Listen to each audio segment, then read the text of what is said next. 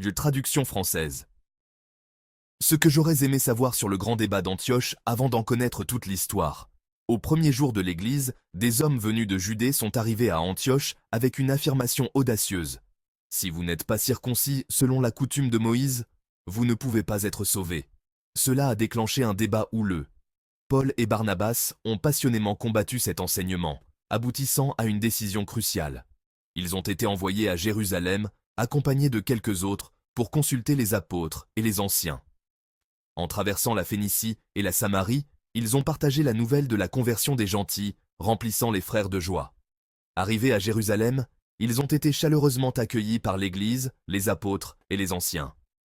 Ils ont raconté tout ce que Dieu avait fait avec eux. Mais voilà que des croyants pharisiens ont insisté pour que les gentils soient circoncis et suivent la loi de Moïse. Les apôtres et les anciens se sont réunis pour examiner attentivement cette question. Ce moment de l'histoire n'était pas seulement un débat, mais un tournant décisif pour l'Église primitive. Remarque, j'ai conservé le ton dramatique et inspirant de l'original tout en adaptant le texte pour un public francophone.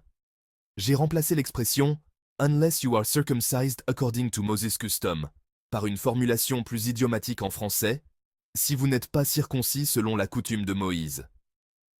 Le texte est rédigé dans un français standard, accessible à un large public. Les pauses et les silences sont conservés dans la traduction pour maintenir le rythme et l'effet dramatique.